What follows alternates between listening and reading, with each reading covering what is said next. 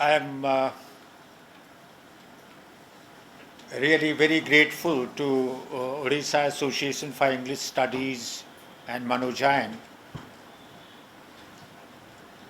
for giving me this opportunity to be here, which is almost like a pilgrimage for me to visit the place where Manoj Das grew up, the air which he breathes in his development.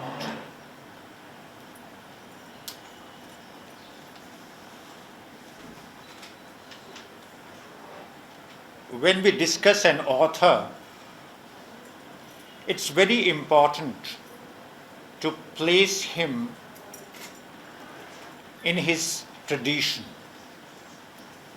As Eliot said, no author stands alone in isolation. Every writer belongs to a tradition, and it is only by placing that author in the particular tradition that we can truly appreciate his greatness as well as his weakness. You cannot take an Indian author, be it Premchand or Manoj Das, and place him in the tradition of Charles Dickens and Oscar Wilde and Thomas Hardy, and then start evaluating him. So, the first question that any scholar of Manoj Das has to find out is, what exactly is the tradition to which Manoj Das belongs? That's the very first question. Fortunately, if you just try to see a little, Manoj Das himself is his own best exponent. There is a book called Myths, Legends, Concepts and Literary Antiquities of India. In the preface to this book, Manoj Das, allow me to drop that S, instead of saying Manoj Das, I prefer to call him Manoj Das. So, in this preface, Manoj Das writes that these are notes prepared by a student of Indian literature and offered to fellow students. Now, that's his humility. I mean, he's very humble. So he says these are notes prepared by a student of Indian literature.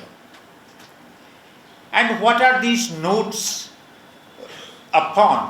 What are the subjects? I will just list.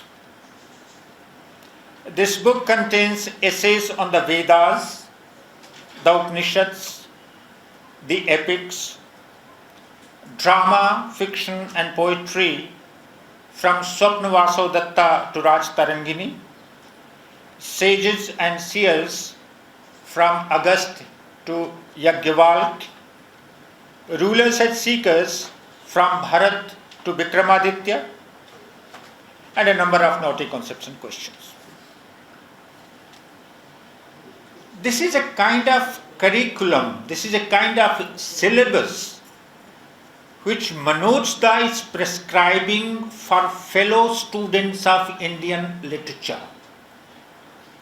I said he is very humble, but he is very directly saying that unless you are at least familiar with this much, you cannot claim to be a student of Indian literature. This is the essential qualification. Unless you know your Vedas, you know your Upanishads, you know your Ramayana and Mahabharata, you know your Raj Tarangini, you know Yajnavalkya, and you know Bharat and Vikramaditya. If you do not know this much, you are not fit to be called student of Indian literature. This is what Professor Manoj Das teaches us. And it is also the tradition The tradition of Vyas and Valmiki and Panchatantra and Jatak and Kalyan, it is this tradition to which Manoj Das belongs. In this talk, I am going to focus on two texts because it's not possible to discuss the whole of Manoj's literature in a short talk. And the organizers have placed a restriction of 45 minutes on me, and I will try to, sum up everything in that minute, in that time. So I am focusing on two texts. One is Chasing the Rainbow, and the other will be The Escapist. Now, the question is, how did he part inherit and part acquire this tradition to which he belongs? And the key can be found in his Chasing the Rainbow. This is a record of the first 14 years of the author's life, which he spent in Sankhari, Jamalpur and Baleshwar. These first 14 years are important for two reasons. One, the modern psychology says that these are formative years, and experiences during these first 14 years, they form the character of an individual, more importantly that of an author. It's obvious, say if you take the example of Thomas Hardy, he came from countryside and all his writings, the Wessex novels, are about that countryside. Dickens came from a city, so he could always write only about London, not about countryside. And Hardy could never write about city. They made attempts and they both failed.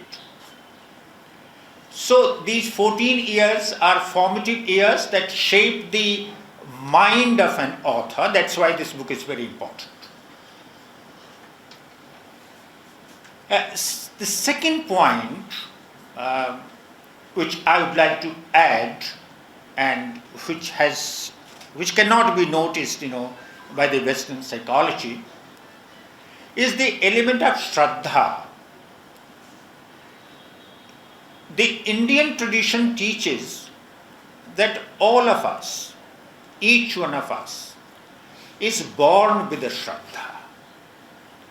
In the Gita, Krishna says, Sattvanurupa sarvasya Shraddha bhavati bharat, Shraddha mayo ayam purushaha, yavyat Shraddha sayeusa.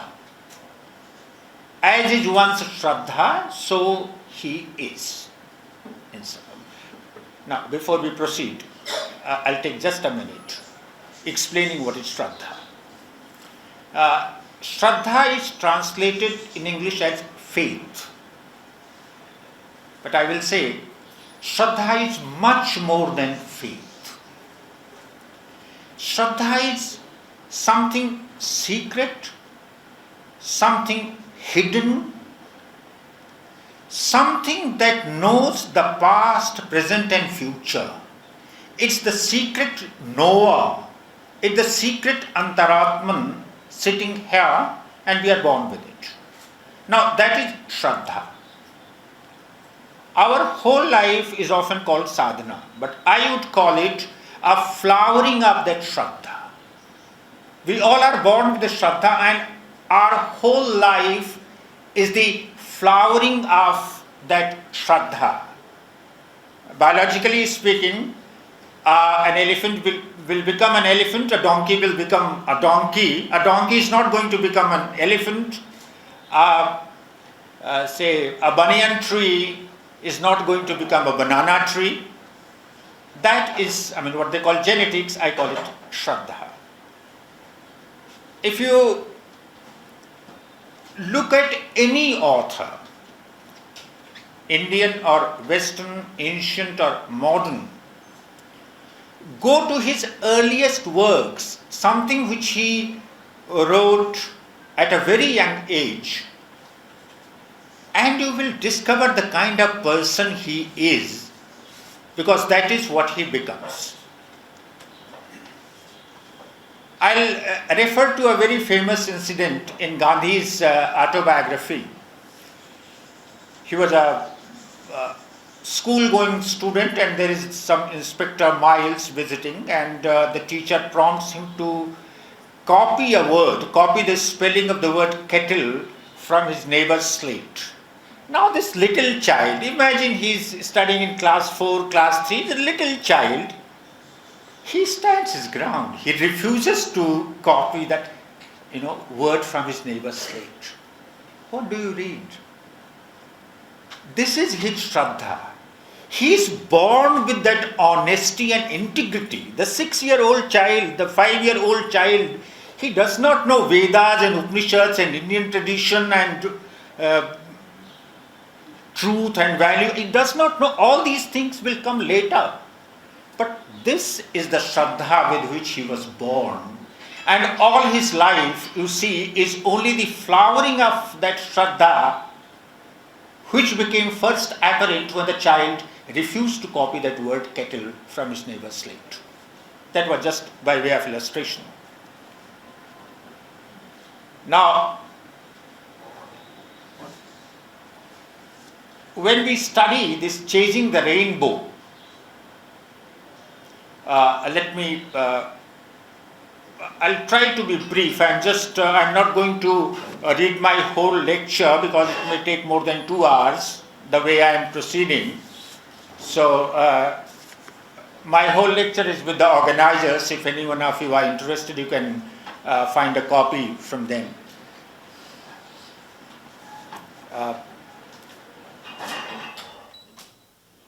If you take the example of a novel, the story of one man, the protagonist. Now there are thousands of events in a person's life. But what the novelist does is he makes a selection of significant events to tell you the story of the life of the protagonist. From point A to point B, there are certain significant events. These events are significant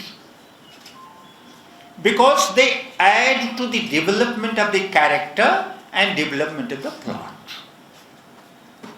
We can say the same is true about memoirs and autobiographies.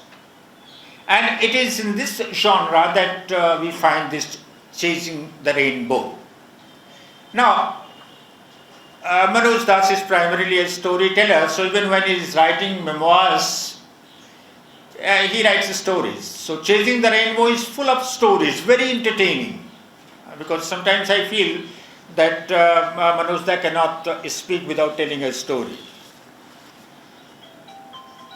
Now, he is narrating the most important, let me add here, Manoj Das is a very serious author. Very, very serious author. Don't be fooled by his humor, irony, satire, and the entertainment that he offers to his readers. That's a cover, that's a mask.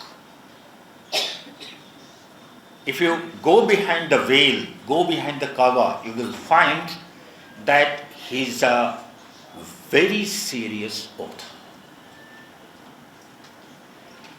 Every word that he chooses, every little sentence is loaded with powerful meaning. Absolutely powerful. And I would ask my students of English literature, whether whenever you analyze Manoj Das's works, pay a lot of attention to his grammar, lot of attention to his choice of words. He does not write casually, he is not a casual writer. So coming back to Chasing the Rainbow, he selects some of the most significant events, happenings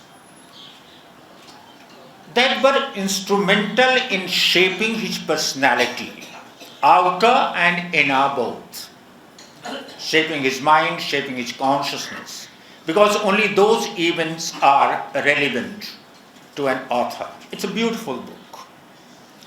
Uh, Let me begin with the opening sentence. The opening sentence in the book is, one takes living for granted until a moment when one wakes up to the phenomenon of death. The child is standing at the cremation ground of his maternal uncle's wife, and how does he respond? The little child, he's 4 or 5 year old, he's standing at the cremation ground, and he says,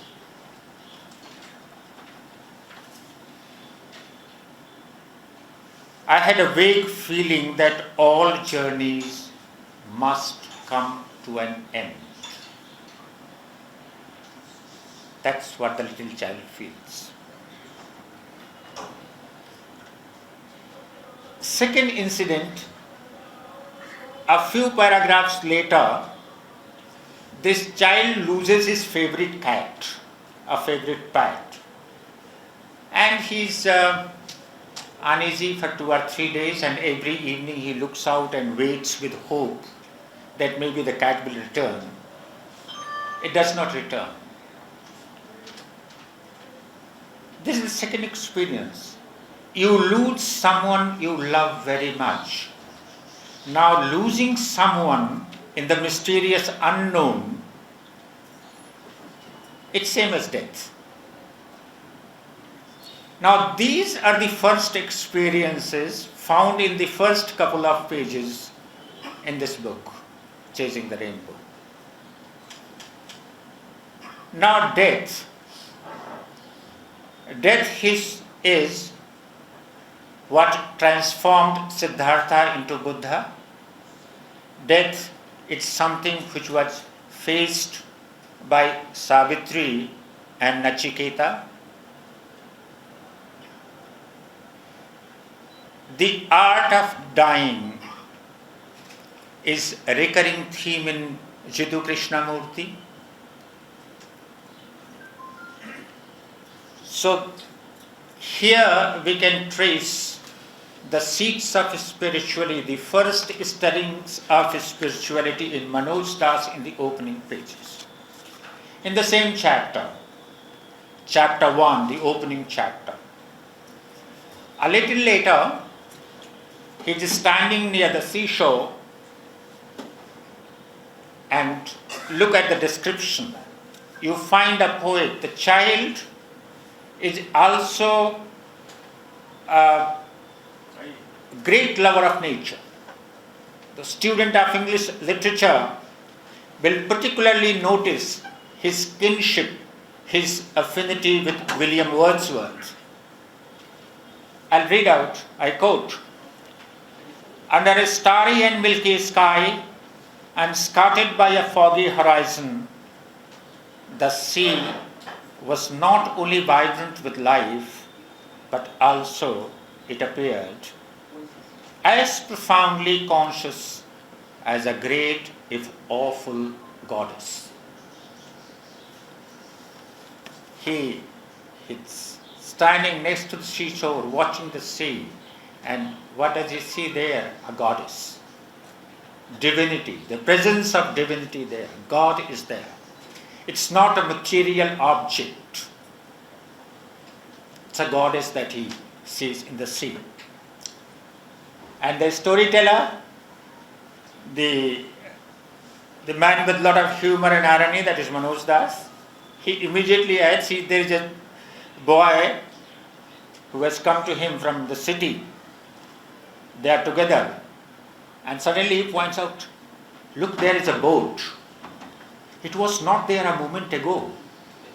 And the city boy, he gets scared. Maybe some ghost or some supernatural, how did... And the boy Manoj Das says, if this boat had mysteriously appeared here, there must be a mysterious boatman too somewhere around. And the little boy from the city, he just, takes off, runs home in fear. Contrast. Two children, someone in love with nature and someone scared of nature. That fear.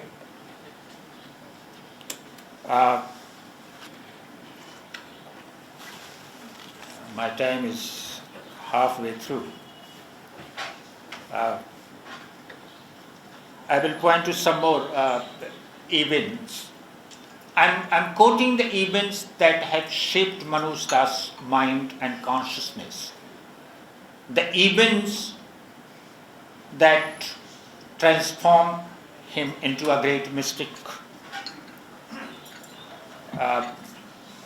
I'm sure most of the audience, you all are lovers of Manoj Da and you are familiar with the text, so I don't have to go into details. The second is when his house is plundered by dacoits. In the second attempt, the dacoits are trying to break open the door and they are about to enter any moment when his mother turns to this child and she says, "Pray to the Lord." So the boy runs to the window.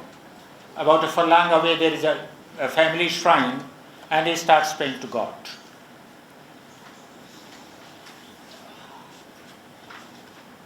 Of course, the prayer is answered, they are saved. We all know the story.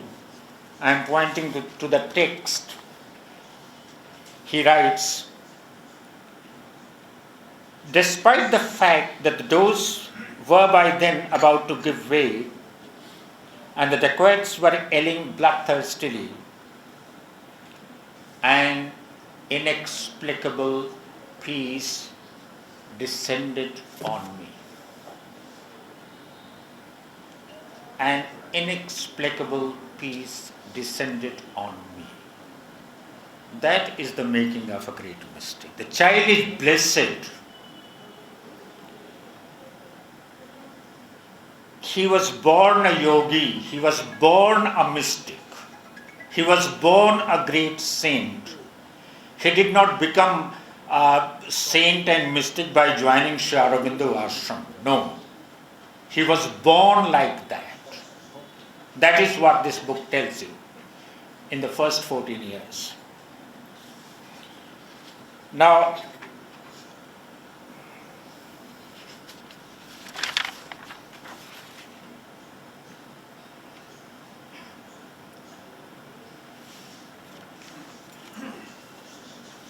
the next event is, he has gone to his maternal uncle's home and he has strayed away from home and suddenly he meets the butcher of the town. And the butcher catches the boy and says, "What are you doing here? You should go home." So first the little child is scared, We all have fanciful stories about the butcher. He had seen the butcher, killing the goats. So the little child thinks that maybe this fellow is going to take me to some temple and sacrifice me. And so the butcher, puts him on his shoulders and is walking. And suddenly, this is what I call Shraddha. The boy is born with Shraddha. The boy is born with intimations of immortality, to quote Wordsworth. Something in me, in the silence beyond my thoughts and suspicions, seemed to know that the butcher had no such intention. This awareness of something that knows all, that knows the past, present and future, the knower. This awareness is what I call Shraddha. And let's take the next incident. The butcher takes him to a puja pandal and there is a makeshift shrine of Durga. And he takes some incense sticks and tells the boy, "Hey, go and light these incense sticks and offers to the goddess." Almost orders, the butcher orders this little child. What happens next?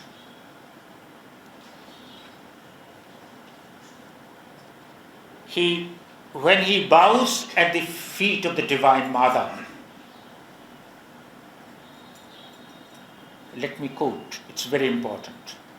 The fragrance elated me so much so that I felt like I had succeeded in catching the rainbow.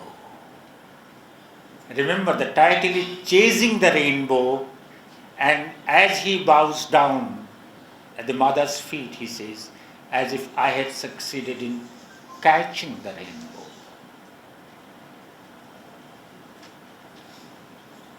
I was in a daze.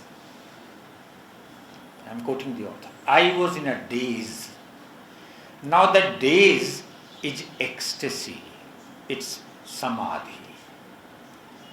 Wordsworth also experienced this state when he was a little child. It happens to Manoj.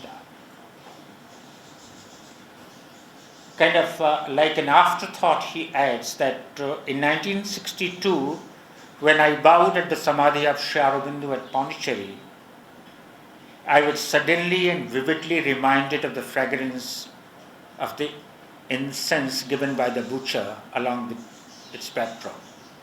I had not remembered it during all those years past. See the connection. The little child bows in front of Durga's idol, and years later in 1962, when he goes to Pondicherry and is bowing down to at Sri Aurobindo's Samadhi, he remembers that incident, connects.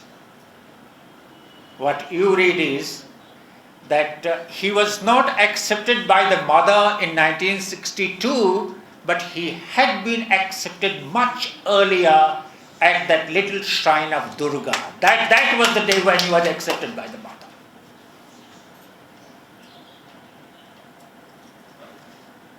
Another incident with the Vaishnava Baba.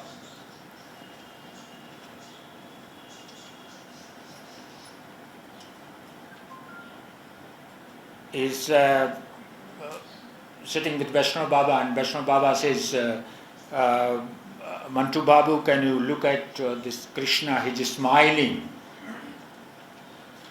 And Manojda writes, I looked. Did I catch a swift smile on the deity's face? A sensation that was blissful and exciting at the same time passed through me like a string of lightning. I said, Manojda is a very serious writer. You cannot take any of his words lightly. So, Vaishnava Baba, points him to look at Krishna, and he says, a sensation. Sensation is something that happens physically. It's not idea. So a sensation, something physically, blissful, exciting, like a string of lightning. I don't know if someone of you are on the spiritual path. The spiritual events are physical. They are not mental. You don't hallucinate. You don't dream. You don't imagine things. But things happen to you in the body. Manojda is a storyteller, so I will also tell you a story before I proceed with this. I knew somebody, a great yogi in the Himalayas, Madhav Ashish. Ashish we used to call him.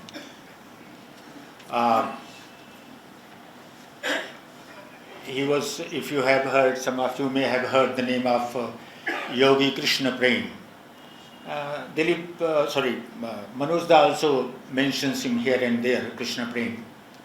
So Ashish is the direct disciple of Krishna Prem. He was, Sri Aurobindo is my guru, of course. So Ashish for me was kind of co-guide or co-supervisor, as we say in academic circles. Uh, I spent many years with Ashish Da. He almost brought me up, whatever I am. And a lot of credit goes to Ashish Da. I'm telling you a story. So, yeah, the paper can wait. You can read it later. So, I used to sit with Ashish Da, not once or twice, but n number of times. I'll go to meet him, I'll sit with him. I don't have words, I'm not so good with words as Manoj Da is. He can describe things very accurately. So I would say I would feel as if an electric current of 440 volts started flowing through my whole body. Physical, nothing here, not here. This whole body, from toe to the head, an electric current will flow through my body. If I sat for half an hour or 45 minutes, whatever, this event happened n number of times. Once it can be hallucination, but it happens again and again and again and again. Every time you go there, it starts happening. It's not a hallucination. So sometimes I would sit with Ashish Da, and he will not speak. He will say, the little talk, how is the weather in Almora, and it's going to rain, do you think it will rain tomorrow? Have you seen those flowers? They have just blossomed. Some little talk, meaningless, nothing philosophy, no spirituality. And then after half an hour, 45 minutes, he would say, you can go home now. And I'll pack my bag and leave. I discovered Manoj Da some 20 years ago. I was young, I was in my 40s, young 40s. And 40s is when you have a lot of problems, lot of troubles, with your wife, with your children, with society, with your boss. So life is full of problems when you are 40. So that was the time I discovered Manoj Da. And obviously, he was again kind of guru to me, So my teacher, he's my father's age. So I used to write him about my problems. We used to exchange a lot of emails those days. Now I don't remember when I wrote him my last email, maybe 5 years or 6 years ago, I don't know. So I used to write emails to Manoj Da, and Manoj Da would promptly reply. Sometimes after a month or two, when he was away, busy with some other works, he would come back. Possibly he's not as techno-savvy as I am, my generation. So, but once he saw my email, he will reply, a detailed email, 1 page, 2 pages. So, one day, I was sitting at my study table, I opened my desktop, and there was this mail from Manoj Da. I opened the mail, and the same electric current started flowing in my body from toe to the head. Same experience. Exactly same thing.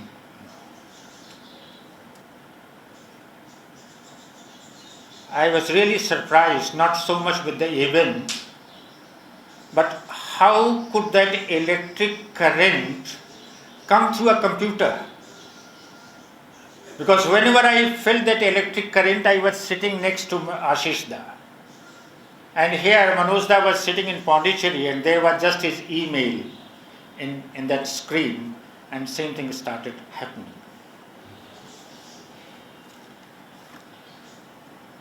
That's a story about Manoj Da. That's what Manoj Da says. I will quote. I will not quote now. The next experience is he talks about this faith and puja, and then there are stories about a ghost, Dolly's ghost, and there are 2 curses.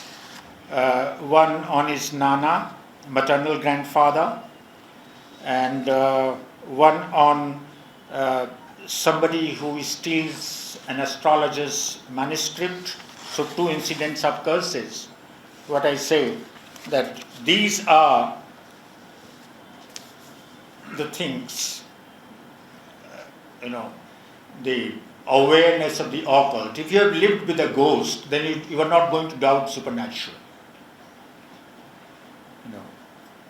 The modern scientific mind has a lot of doubt and suspicion. The man of reason does not believe in ghosts. But this boy who has lived with a ghost of Dolly, he is never going to doubt the existence of supernatural or Krishna. So, the last thing, I'm just pointing out to future scholars. I've got 8 minutes left. There are 3 incidents that bring out the element of compassion. I would say that the knowledge of the occult is part of spiritual tradition. God is Holy Ghost in Christianity, and if the Holy Ghost is true, then the unholy ghost must also be true. But the ghost and supernaturals, they are part of the tantric, they are part of spiritual tradition, but that is not the spiritual tradition. A spiritual tradition at the core is love and compassion. And there are 3 incidents that prove. And Manoj inherited this love and compassion from his mother. So there are 3 incidents. One is a monkey is killed in the village. The second one, there is a lunatic. A young lady has gone insane, and she comes to his mother and is fed by his mother. The second one. And the third one is that a tigress is killed, and he gets a little cub as a gift, brings it home, and the cub disappears after 3 or 4 days, and then is killed, stung by a cobra. It dies in the forest. And in each of the 3 incidents, the way he narrates the story, you can see that overflowing compassion in Manoj. 6 minutes. And only 1/3 of my paper is over. The second part is on the escapist, the element of spirituality. I will just very brief.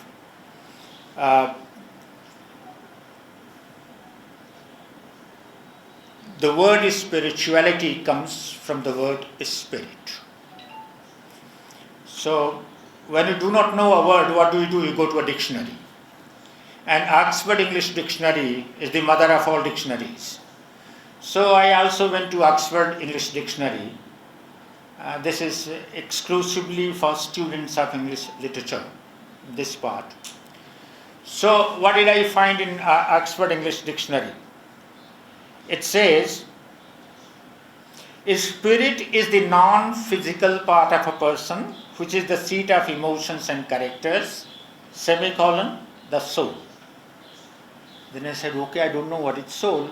So I again went to Oxford Dictionary to ask what is soul. And Oxford Dictionary says, soul is the spiritual or immaterial part of a human being or animal regarded as immortal. Going around in circles and circles and circles. So, soul is spirit and spirit is soul, but what is that? They don't know. If Oxford English Dictionary does not know what is soul and spirit, that means the English mind does not know what is soul and spirit. They can just go in circles. They don't know it. They say everything is immaterial. What immaterial is what? Your mind, your life, your thought, your feelings, your emotions, all this is immaterial. And Englishman says, the great says, all this is soul. Okay, sir. So I said, it's not helping. Let me go to Indian tradition. It's here. In Hindi and Sanskrit, the word for spirituality is Adhyatma. I went to again Hindi dictionaries. First I went to this Prabhat Advanced Hindi English Dictionary, and it defines Adhyatma is the science of knowing the self. Indian dictionary says Adhyatma is the science of knowing the self, semicolon, spirituality. So I could establish, I'm speaking to young scholars who are going to write research papers and PhD thesis. That is how a research paper is made. The sources, you have to show that you are a scholar. You are not speaking on your own. According to authorities, you have to quote. So I said, okay, I established that spirituality is adhyatma, quoting a source. Then I go to a very famous dictionary, Hardev Bahari's Rajpal Hindi Shabdakos, to find the meaning of adhyatma. And some of you may know a little of Hindi. I will give you the translation. But this Hindi Shabdakos says, आत्मा तथा आत्मा एवं परमात्मा के संबंधों के विषय में चिंतन मनन अध्यात्म है. So Adhyatma is basically a meditative study of Atman, Paramatman and relationship between Atman and Paramatman. I thought, yeah, now it makes sense. Adhyatma, 2 minutes. Adhyatma also in Sanskrit it means Adhi Atmani, to be seated in Atma. When you are seated, when you are grounded in Atma, then this is Adhyatma. The question then I ask, and I ask all my scholars to put this question. Now the question becomes, is our author Manoj Das grounded in Atman, and equally are all his major works grounded in the Atman? This is the question, and if you can, this is the hypothesis, and if you can prove it conclusively with evidence that Manoj Das is grounded in the Atman and all his major works are grounded in the Atman, then you establish the element of spirituality in Manoj Das.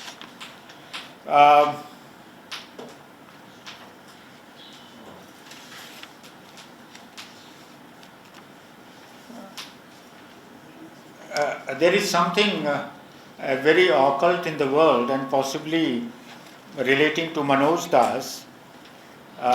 If you look at my paper, I had quoted exactly the same lines which Madam Halder read from William Blake, to see a world in a grain of sand, and believe me, I was not aware that these are Manoj Das's favorite lines.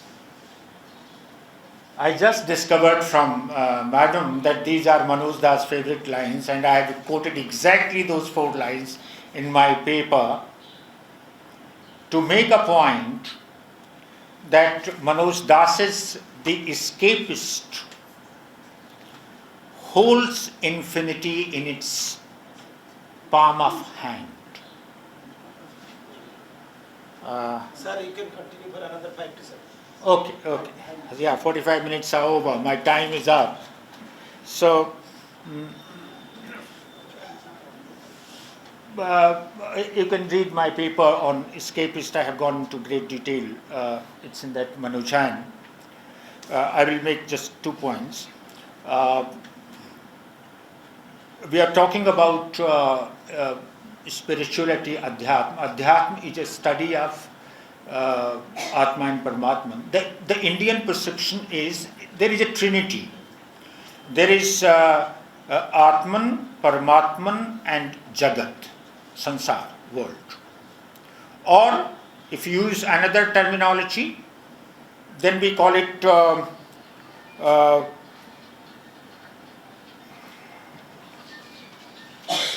Purusha, Prakriti,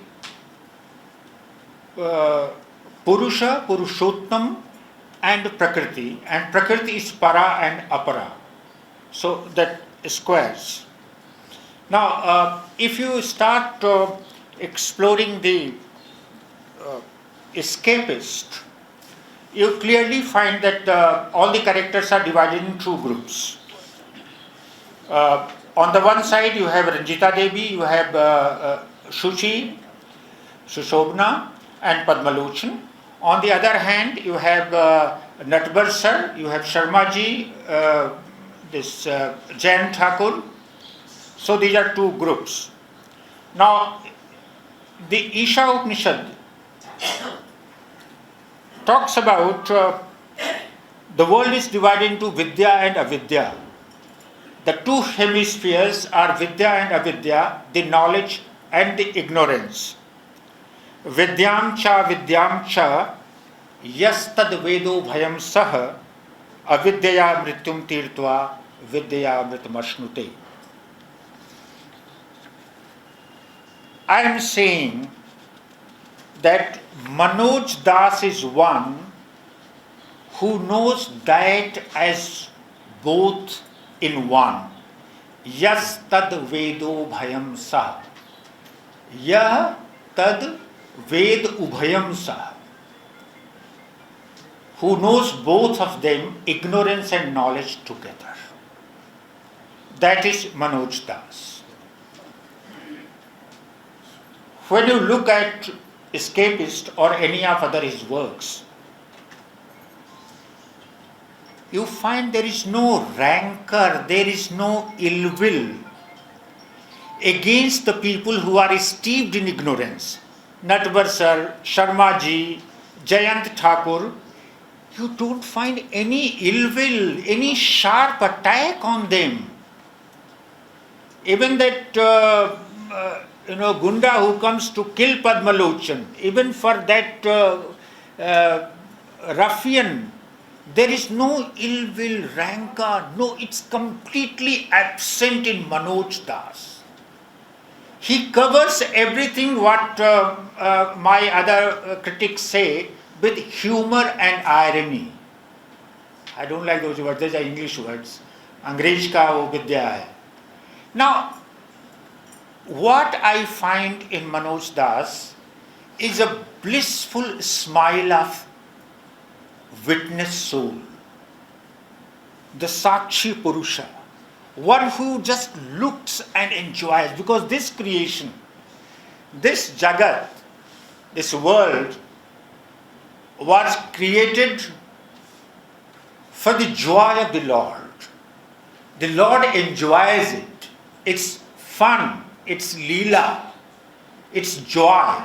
And this whole world, this game of Vidya and Avidya, the game of knowledge and ignorance, is created for his joy.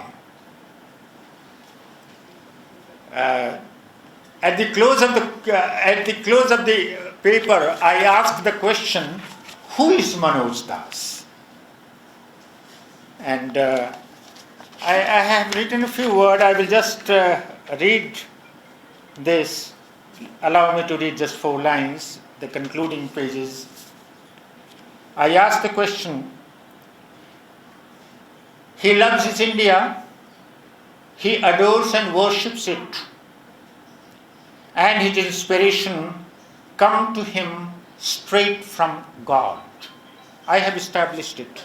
You can see the quotes when you see my paper. His inspirations come to him straight from God. Who is Manoj Das? And I answer, Manoj Das is an excellent storyteller, a master craftsman, but he is more than that. He is a mystic and yogi. He is one with his canvas. The song and the singer are one. His themes and characters are part of him. He has nurtured them with his lifeblood of his being. For this reason, his characters are more alive than most human beings. Any day I will make Padmalochan my guru. Padmalochan is not a fictional character. Padmalochan is, I am Padmalochan. He's a friend, I live with him. And whenever I face a crisis, I ask Padmalochan. That is, Padmalochan is much more alive than all of you sitting here in this audience. That is the creation of yoga. A yogi, Manoj Das, serves at the temple of truth. His themes and protagonists are therefore portions of that truth to which his being stands consecrated. And as a yogi, he has this capacity. Remember, he could transfer his power to me through his email. So I am saying, as a yogi, he also wields the power of transferring his vision to others only if they will receive it. We always love a devotee of truth, not just admire and appreciate him. Admiration and appreciation, they are things of the mind. I admire and appreciate R.K. Narayan and Ruskin Bond. I do not love them. I love Manoj Das.